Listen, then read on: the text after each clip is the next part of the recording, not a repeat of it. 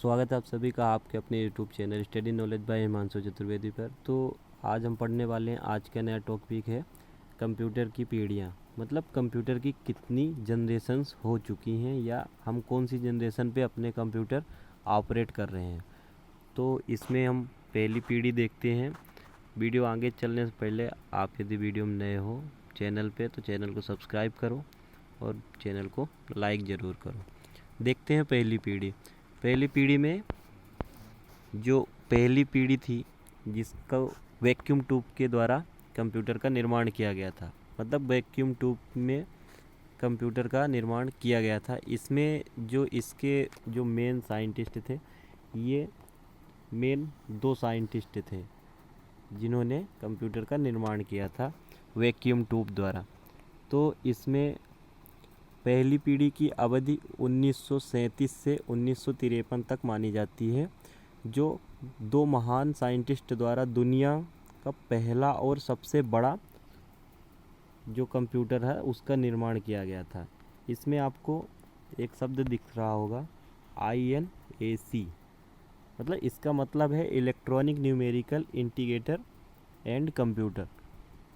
यह एक fully electronic digital computer था।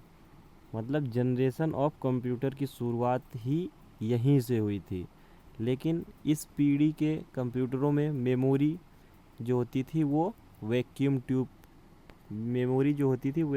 ट्यूब के द्वारा इस्तेमाल की जाती थी।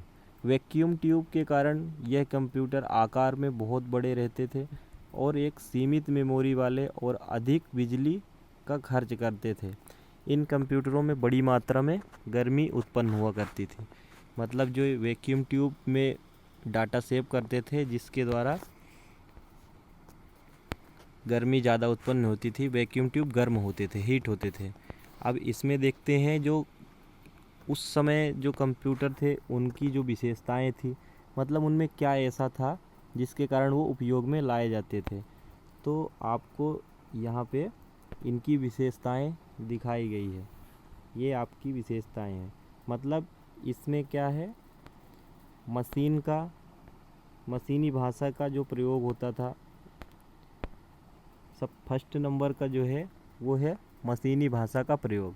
फिर ये अधिक महंगा होता था, आकार में बहुत बड़ा होता था, अधिक वजनी और धीमी गति में चलता था और AC की आवश्यकता होती थी जिसमें अधिक मात्रा में बिजली का उपयोग होता था। इनपुट और आउटपुट के लिए पंच कार्ड और चुंबकीय टेप का प्रयोग किया जाता था। अब इसमें आपको देखते हैं कि इस पीढ़ी में जो कंप्यूटर के नाम हैं, मतलब इस पीढ़ी में कितने कंप्यूटरों का निर्माण हुआ।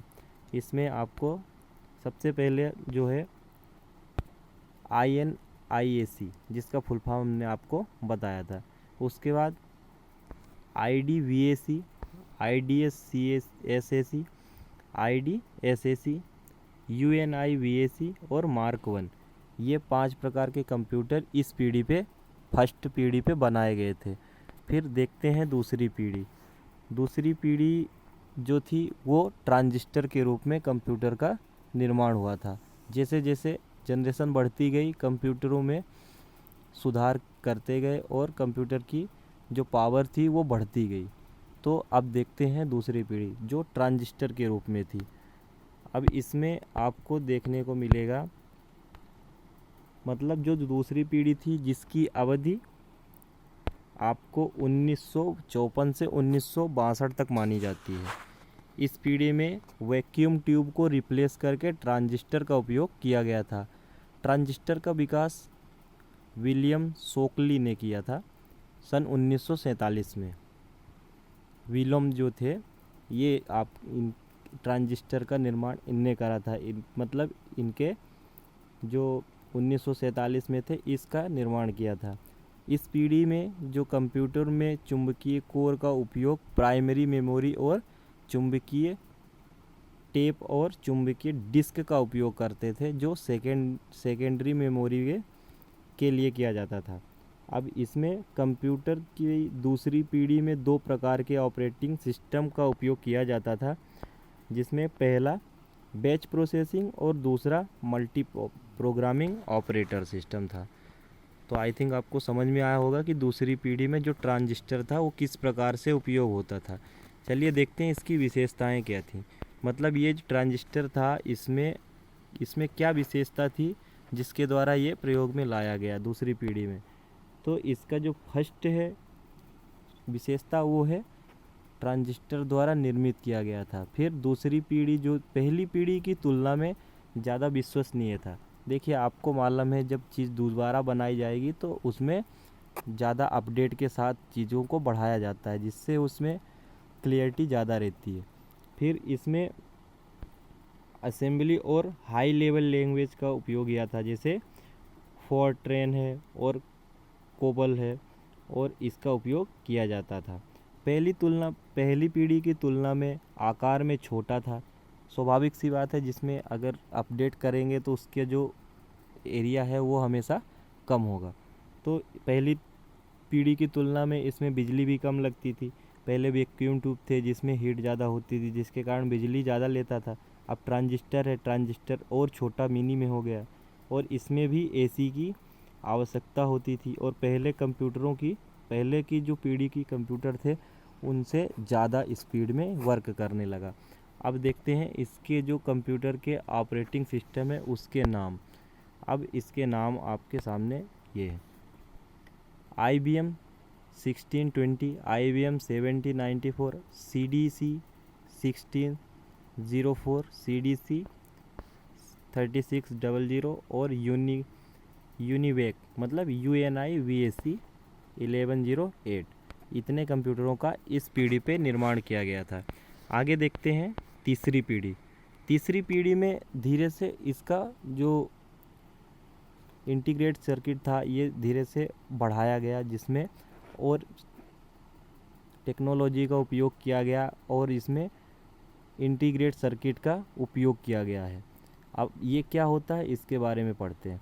इसमें सबसे पहले जो होता है, जो तीसरी पीढ़ी की अवधि आपको इसमें बताया गया है, इसकी अवधि 1963 से 1972 तक मानी जाती थी। इस पीढ़ी में ट्रांजिस्टर को रिप्लेस करके आईसी मतलब इंटीग्रेट सर्किट, आपके मोबाइलों में आईसी छोटी छोटी लगी रहती हैं जिसका फुल फॉर्म इंटीग्रेटेड सर्किट है वो इस प्रकार से आपके मोबाइलों में भी उपयोग में आजकल लाई जा रही है।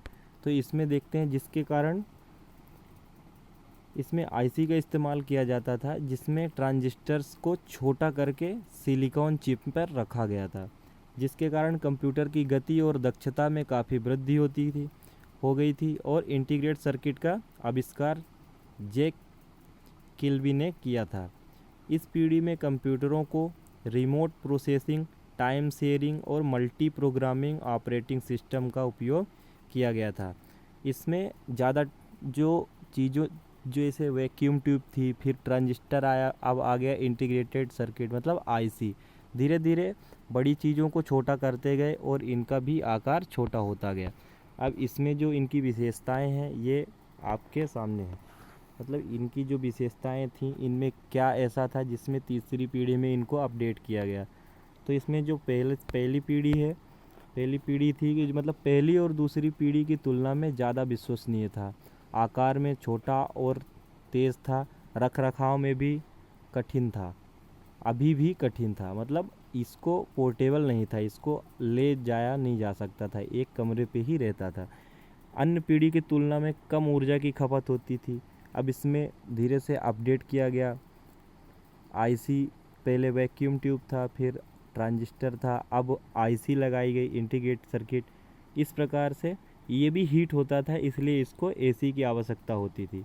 इसमें माउस कीबोर्ड का उपयोग किया गया। हाई लेवल लैंग्वेज जो थी उनका प्रयोग किया गया, जैसे फोरट्रेन फर्स्ट थी, फोर थी, कोबोल थी, फिजिकल थी और बेसिक थी, लोगल था। मतलब बहुत सारी लैंग्वेज थी जिनका प्रयोग किया गया। अब इसमें कंप्यूटरों को भी नए ढंग से बनाया गया था, जिसमें इनके 4 प्रकार से बनाया गया था। जैसे IBM 360 सीरीज़ का था और होनीवेल 6000 सीरीज़ का था। फिर PDP था, मतलब जिसका पर्सनल डाटा प्रोसेसर था, इसमें उपयोग में लाया गया था। IBM 370 168 का उपयोग किया गया था। TDC 316 का भी उपयोग किया गया था। अब चलते हैं चौथी पीढ़ी। चौथी पीढ़ी में इससे भी ज़्यादा अपडेट किया गया था। चौथी पीढ़ी में जो कंप्यूटर थे उनमें माइक्रो प्रोसेसर का उपयोग किया गया था। अब ये माइक्रो प्रोसेसर क्या होते हैं, इनके बारे में पढ़ते हैं। तो इसमें जो चौथी पीढ़ी का जो अवधि थी, इसका 1972 से 1984 तक मानी जाती है। इस पीढ़ी में कंप्यूटर में जो VLSI, मतलब इसका फुल फॉर्म क्या होता है, very large scale integrated circuit का उपयोग किया जाता है। VLSI का फुल फॉर्म होता है very large scale integrated circuit, ठीक है।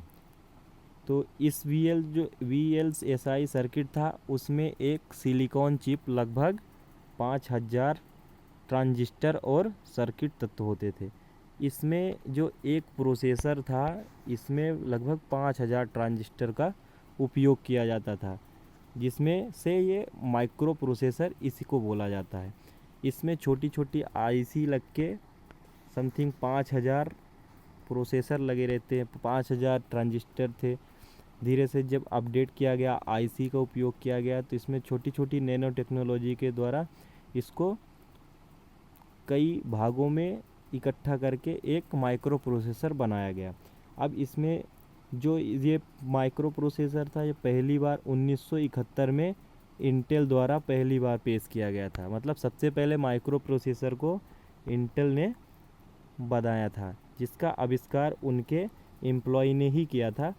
इन्होंने इंटेल जो ये पहला माइक्रो प्रोसेसर था, इसका जो नाम था वो इंटेल 4004 नाम दिया गया था। जबकि 1981 में IBM ने माइक्रो कंप्यूटर का निर्माण या विकास किया था, जिसे पर्सनल कंप्यूटर PC कहा जाता था।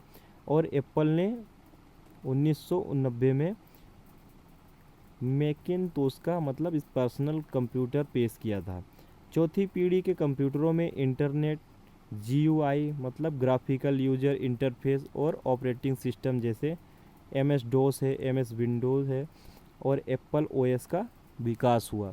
मतलब चौथी पीढ़ी में ट्रांजिस्टर का कई प्रकार में यूज करके माइक्रो प्रोसेसर बनाया गया, जिससे कंप्यूटर की जो एरिया था उसका कम हुआ। एरिया कम होने के बाद इसमें कई प्रकार से अपडेट करके इसको छोटा कर दिया गया, और नैनो टेक्नोलॉजी का उपयोग करके इसमें हीट की भी स्थिति कम कर दी गई, जिससे इसकी स्पीड ज़्यादा हो गई। इसकी जो विशेषताएं हैं ये आपके सामने है। इसकी जो विशेषताएं हैं आप देखिए। फर्स्ट विशेषता है ये very large scale integrated circuit का उपयोग हुआ, मतलब VLSI का उपयोग हुआ। फिर ये कम खर्च में अधिक तेज चलता था, आकार में छोटा था और वजन भी कम था। विद्युत का बहुत कम उपयोग होता था, AC की ज़रूरत बिल्कुल नहीं थी। रख रखाव भी सरल था, ऑपरेट करना बिल्कुल सरल था। Heavy level language C++, DBase का उपयोग किया गया था। मतलब इस बार चौथी पीढ़ी में कंप्यूटर का बहुत ज़्यादा मिनी रूप कर दिया गया था। इसमें बहुत सारी टेक्नोलॉजी का उपयोग किया गया था।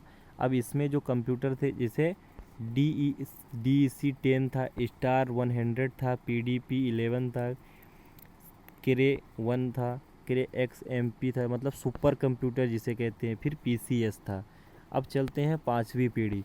पाँचवीं पीढ़ी में कंप्यूटर का और विस्तार से अपडेट किया गया, जिसका जो समय माना जाता है 1982 से वर्तमान तक माना जाता है। मतलब अब आप इनकी जो आकार है, इनको आप देख सकते हैं कि अब ये कई गुना ज़्यादा छोटे हो गए और इनका निर्माण कई गुना ज़्यादा हो गया। मतलब इसमें नैनो टेक्नोलॉजी का उपयोग बहुत ज़्यादा हुआ, जिसके कारण इनका आकार छोटा हुआ, क्षेत्रफल छोटा हुआ। अब ये पोर्टेबल हो गए हैं, और इसमें बैटरी का भी उपयोग किया गया, जो अभी अपन यूज कर रहे हैं। तो इसमें देखते हैं इस पीढ़ी में जो वर्तमान कंप्यूटर के और भविष्य में आने वाले कंप्यूटरों को शामिल किया गया है। मतलब जो ये पाँचवीं पीढ़ी है, इसमें अभी जो अपन यूज कर रहे हैं और जो भविष्य में कंप्यूटर आने वाले हैं उनको भी शामिल किया गया है। इस पीढ़ी के कंप्यूटर अधिक शक्तिशाली, तेज, उच्च तकनीकी और ज़्यादा मेमोरी वाले कंप्यूटर हैं। इसमें ULSI मतलब अल्ट्रा लार्ज स्केल इंटीग्रेटेड इस सर्किट का उपयोग किया गया है। इसमें ULSI माइक्रो प्रोसेसर में लगभग 1 करोड़ कंपोनेंट्स आते हैं। मतलब जो 1 करोड़ माइक्रो प्रोसेसर जो प्रोसेसर हैं उनके अंदर बहुत सारे ट्रांजिस्टरों जैसे करोड़ों ट्रांजिस्टरों को जोड़ के एक माइक्रो प्रोसेसर बनाया जाएगा जिसमें ये अपडेट होंगे। फिर ये पीढ़ी के मुख्य रूप से समानांतर प्रसंस्करण मतलब पैरेलल प्रोसेसिंग हार्डवेयर जो आर्टिफिशियल इंटेलिजेंस मतलब जिसको आज हम AI बोलते हैं। बहुत सारी AI अभी इंटरनेट में आ चुकी है जिसके द्वारा काम बहुत आसान हो गया है। अब इसमें जो 5वीं पीढ़ी का लक्ष्य ऐसे उपकरणों को विकसित करना है जो सामान्य भाषा में उपयोग किए जाने वाले लोगों को जवाब दे सकते हैं। इससे कंप्यूटर इंसानों की तरह काम करेंगे। वे C++, जावा जैसी हाई लेवल जो लैंग्वेज है उनका उपयोग करेंगे। मतलब आर्टिफिशियल इंटेलिजेंस कहते हैं जिसको AI कहते हैं। हम कमांड देंगे और वो वर्क कर देंगे।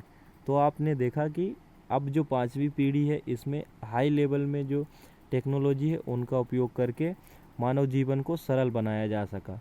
इसमें जो 5वीं पीढ़ी के जो कंप्यूटर हैं इनकी विशेषताएं हैं उनको ध्यान देते हैं। इसमें जो फर्स्ट है इसमें ULSI टेक्नोलॉजी का उपयोग हुआ। इंटेलिजेंस आर्टिफिशियल इंटेलिजेंस जिसे AI कहते हैं उसका विकास हुआ। पोर्टेबल PC और डेस्कटॉप PC का प्रयोग हुआ। इंटरनेट, ईमेल और WWW वेबसाइटों का विकास हुआ। उपभोक्ता अनुकूल यूज़र फ्रेंडली मतलब इंटरफेस का विकास हुआ जिसे मनोरंजन के लिए मल्टीमीडिया फीचर्स जैसे ध्वनि, ग्राफिक्स और चित्र, टेक्स्ट आदि का निर्माण हुआ। लैंग्वेज में C++, जावा, नेट, ASP जैसे हाई लेवल लैंग्वेज का प्रयोग हुआ और ये अब ज़्यादा तेज़ और विश्वसनीय और सस्ते मिलने लगे। इसमें आपको जो कंप्यूटर हैं जो इनका कंप्यूटर हैं इनके आप अभी भी यूज करते हैं आपको पता होगा। इसमें डेस्कटॉप, लैपटॉप, नोटबुक, अल्ट्राबुक और क्रोमबुक जैसे कंप्यूटरों का उपयोग किया जाता है। तो हमारे द्वारा दी गई जानकारी यदि आपको अच्छी लगती है तो आप वीडियो को ज़रूर लाइक, सब्सक्राइब और शेयर करें। ऐसे ही ज्ञान भरा वीडियो के लिए हमारे चैनल को सब्सक्राइब करना ना भूलें। Thank you.